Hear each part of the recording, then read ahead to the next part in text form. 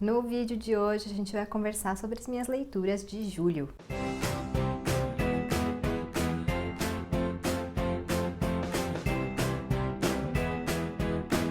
Bom, nós piscamos e já estamos aí no 8º mês do ano, socorro. E julho foi um mês produtivo aqui, mais do que eu esperava até, né? Então hoje a gente vai conversar sobre as leituras que eu fiz no último mês. Então, antes da gente começar, vou pedir para você se inscrever aqui no canal, caso não seja inscrito, curtir e compartilhar esse vídeo, porque ajuda bastante na entrega do conteúdo. E também vou deixar o meu obrigada aos membros do Clube na Manita. E falando no clube, vou aproveitar para deixar aqui o convite para vocês, né, para o nosso projeto aí especial que vem nesse mês de agosto e de setembro, que é o Clube dos Mentirosos, né? A gente vai ler o livro Mentirosos e também o novo livro, né, que é o Família de Mentirosos, que conta uma história anterior a esse livro da E. Lockhart, que muita gente já conhece. Não é segredo que eu amo Mentirosos, né? Um livro que divide opiniões, mas que eu sempre defendo. Acho que o hype é bom, né, por um lado, claro, porque divulga o livro e tal, mas por outro lado, muitas vezes acaba criando uma expectativa na gente que é difícil de cumprir, né, de alcançar. E aí, não só Mentirosos, eu tô falando isso, né, mas qualquer livro hypado, e isso acaba atrapalhando um pouco a nossa experiência, e eu acho que acontece isso com o Mentirosos, né. Eu li ele em 2014 pela primeira vez, antes do hype, então pra mim foi uma experiência muito isenta, assim, da opinião dos outros, né, e reli depois em 2016 e gostei bastante de novo, então eu tô animada pra fazer essa terceira leitura aí e ver o que eu vou achar, mas eu tenho certeza que eu vou continuar gostando. Então, por isso que eu fiz aí esse Clube dos Mentirosos, né, esse projeto especial pra gente ler ou reler Mentirosos, porque tem muita gente que também ama e que quer reler, é uma história super fluida, super gostosa de ler, com uma atmosfera de verão muito boa, então é realmente uma leitura bem gostosa. E depois a gente vai ler, então, Família de Mentirosos, né, começando no fim de agosto e terminando em setembro. Então, quem quiser fazer essas leituras com a gente, ainda dá tempo. O link do clube tá aqui na caixinha de descrição e lá tem tudo explicadinho sobre benefícios, sobre como funciona e tudo mais, mas se vocês tiverem alguma dúvida também podem deixar aí que eu respondo. Agora sim, vamos falar sobre as nossas leituras de julho, as minhas leituras de julho, né?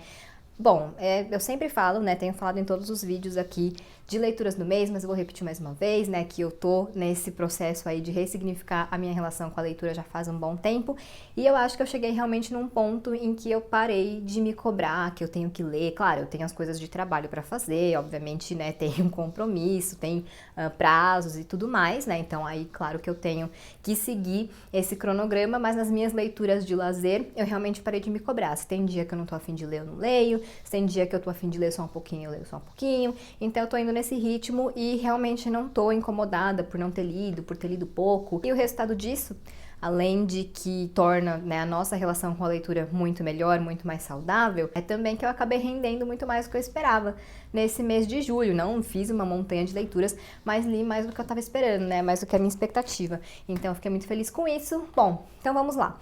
Comecei o meu mês lendo um livro que é um lançamento nacional. Na verdade, assim, ele ainda não foi lançado, então eu não vou falar sobre ele com vocês no vídeo de hoje, mas vai ter vídeo depois falando sobre esse livro aqui no canal, né, que, como eu disse, é um livro nacional de uma autora muito querida por mim, uma pessoa com quem eu já tinha trabalhado. E daqui a algum tempinho vocês vão saber sobre que livro que eu tô falando, né, mas só para deixar aí registrado que eu fiz essa leitura desse livro que ainda não saiu, mas vai sair em breve, tá? Uma capa super fofa, super linda, que eu sei que vocês vão gostar.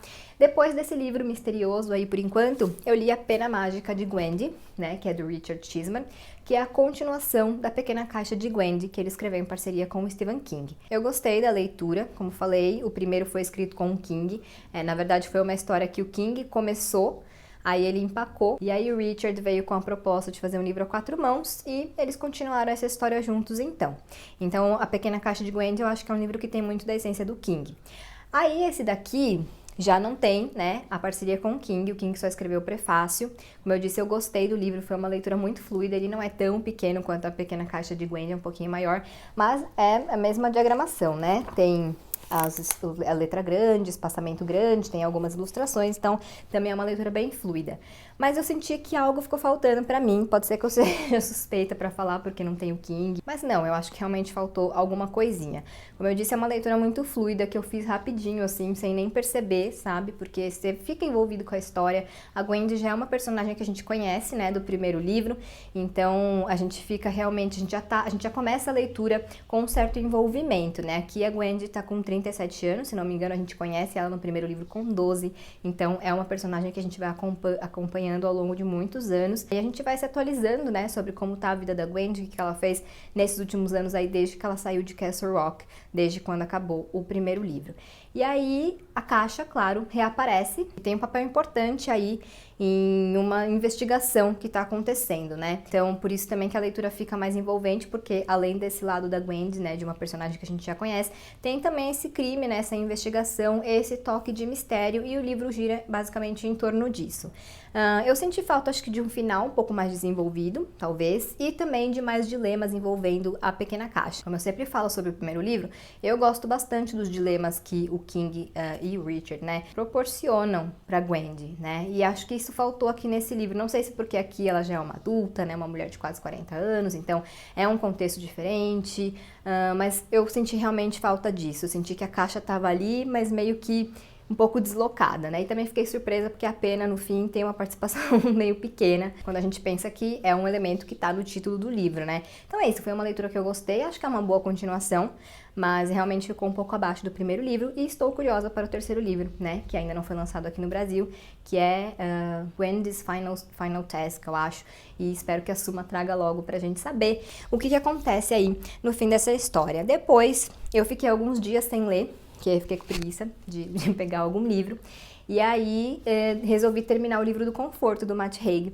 que é o autor de A Biblioteca da Meia-Noite, mas esse livro aqui é uma outra pegada, né? É uma coleção, uma compilação de pensamentos, de reflexões do autor com essa proposta de trazer um conforto, e realmente não poderia ter um título melhor para esse livro, porque ele realmente é isso, um conforto. Eu comecei a lê-lo acho que no começo do ano, que foi um momento conturbado ali pra mim por várias razões, então peguei esse livro pra ler e ele me fez muito bem. Mas esse é um livro que eu acho que funciona muito pra você ler pausadamente, né, em doses homeopáticas como eu fiz, ou pra você ler um capítulo por dia, como se fosse uma pílula de sabedoria pra você começar bem o dia ou terminar bem o dia, né, pra encontrar esse conforto no seu dia a dia. Não acho que ele é um livro pra você pegar e ler de uma vez, sabe? Até porque às vezes algumas ideias são um pouco repetitivas, tal, então é legal dar esse espaço, né? E aí, como eu falei, eu comecei esse livro lá no começo do ano, eu comprei ele no final do ano, aí eu comecei ele no comecinho do ano e pausei por todo esse tempo, e aí depois que eu terminei Gwendy, eu pensei, bom, que eu quero ler, né? Não sabia, na verdade, o que eu queria ler, não tava muito afim de começar nada.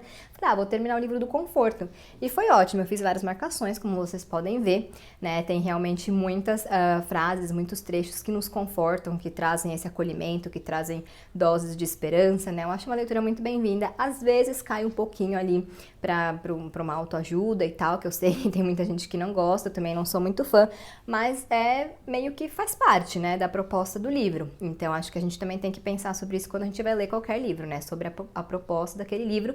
Então, tem esse toque, assim, em O Livro do Conforto, mas eu acho que, no geral, é uma leitura que todo mundo vai se identificar em algum ponto, porque a gente sempre tá passando por alguma coisa, a gente sempre tá com algum questionamento, algum incômodo, algum problema, alguma angústia, e esse livro é isso, conforto aí para esses momentos em que a gente tá precisando realmente, né, de um incentivo para continuar, de uma palavra de otimismo, de esperança. Então é um livrinho que eu recomendo bastante e recomendo muito para dar de presente, justamente porque essa leitura não é ficção, né, mas é essa leitura que eu acho que é mais fácil, até de repente a pessoa pegar um gosto, né, por ler, e por isso que eu falei de ser uma leitura universal, de ser um livro que dificilmente alguém não vai se identificar com algum trecho, né, do que o Matt Haig escreveu. Então fica aí essa dica para vocês. Depois eu li o Ossos do Ofício, da Sue Black, que também é um livro de não ficção, e a Sue Black é uma antropóloga forense. Nesse livro aqui ela conta justamente os segredos que os nossos corpos guardam, segredos que de alguma forma contam a nossa história e que também podem ajudar a desvendar crimes, mortes, né, assassinatos, esse tipo de coisa. Então achei uma leitura muito interessante. Tem várias curiosidades sobre o corpo humano aqui, coisas bizarras até, né, eu até fiz um Reels na semana passada, quem quiser dar uma olhadinha lá no meu Instagram, sou na Manita por lá também. Postei só 5 curiosidades, mas esse livro tem muitas outras curiosidades sobre o corpo humano, eu achei isso bem legal, e pra quem gosta de true crime, né, pra essas histórias aí de crimes e tudo mais, com certeza é uma leitura que vocês vão gostar, porque aqui a autora mistura, né, essas informações sobre o corpo humano, sobre o trabalho de um antropólogo forense, que eu sinceramente não conhecia, assim, então pra mim foi bem informativo, com alguns casos em que ela trabalhou. Como eu falei, essas informações que estão registradas, né, inevitavelmente nos nossos ossos, ajudam a contar essa história, ajudam a desvendar esses mistérios. Então, ela faz essa mescla aí justamente sobre os casos em que ela trabalhou e as vezes em que essas informações realmente ajudaram a desvendar mistérios, né, de mortes e tudo mais, com esse lado informativo, realmente, de falar mais sobre o corpo humano, muitas coisas que a gente não conhece, né, eu sou totalmente leiga, vocês aí, de repente, alguém que trabalha na área da saúde e tudo mais vai ter mais informações, mas é uma coisa um pouco mais específica, realmente, né, um antropólogo forense, então pra mim foi uma leitura bem interessante, e é isso, indico pra todo mundo, né, que gosta desse tipo de assunto, e principalmente pra quem gosta de true crime. E aí terminei o meu mês com uma releitura, não sabia o que eu ia ler depois de Ossos do Ofício, e a Pan, do Batidas Literárias, me convidou para ler um livro com ela, né, que ela estava lendo pela primeira vez e que eu estava lendo pela terceira vez, que é A Culpa é das Estrelas, do John Green. Bom, eu li esse livro em 2013, né, no hype, ali no auge. Depois reli em 2014, eu acho, ou 2015, agora eu não tenho certeza, mas foi um desses 2 anos. E reencontrei aí a história de Hazel Grace, então, pela terceira vez.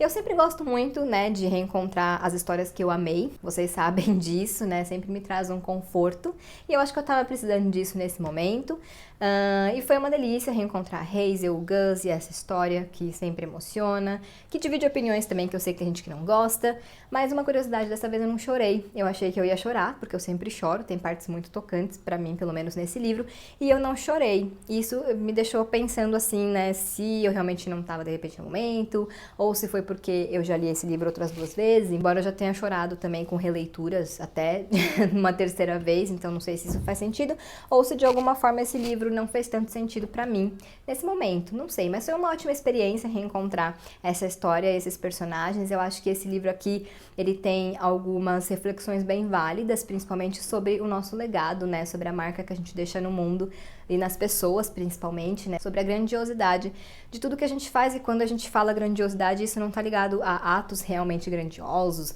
coisas que muitas pessoas vão saber, mas coisas menores, né, vamos dizer assim, mas que são mais significativas para uma pessoa.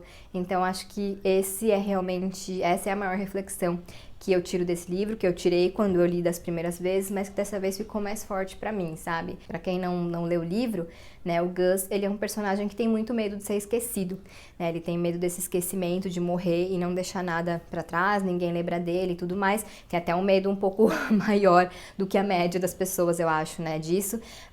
E eu acho que o livro gira muito em torno disso, né? E a Hazel tem muito medo de machucar as pessoas com quem ela vive, por ela ter uma doença terminal e tudo mais. Então acho que esses são 2 pontos aí dessa leitura, 2 pontos que eu gosto muito, né, 2 reflexões que eu acho que vale muito a pena a gente fazer em qualquer momento da nossa vida. Então, apesar de eu não ter chorado, eu me envolvi, né, matei saudade dessa história, desses personagens, e mais uma vez refleti aí sobre esses aspectos que eu falei. Então foi uma releitura super bem-vinda, eu acho que eu tava realmente precisando de algo assim nesse momento. Então, essas foram as minhas 4 leituras desse mês, né, teve aquele livro misterioso que eu falei pra vocês e que em breve vocês vão saber qual era. Como eu falei no começo do vídeo, foi um saldo positivo, porque eu realmente não comecei o mês com a expectativa de ler. Na verdade, eu não comecei com expectativa nenhuma, só que eu ia ler, né, no meu ritmo, com a minha vontade e tudo mais, e eu achei que rendeu mais do que eu estava esperando, então eu fiquei bem feliz por isso também, né, eu acho que a gente não precisa se cobrar pra isso, não tem que se forçar, tem que seguir o nosso ritmo, mas também quando a gente consegue ir além do que a gente estava esperando, nada impede que a gente fique feliz com isso, que a gente fique satisfeito, né. Então é isso, quero saber se vocês já leram esses livros, se ficaram com vontade de ler, e também quais foram as leituras de vocês por aí, qual livro foi o favorito, né, do mês de julho. E então eu vou ficando por aqui. Se você não é inscrito no canal, se inscreve, por favor, curte, compartilha esse vídeo, e a gente se vê em breve em um novo.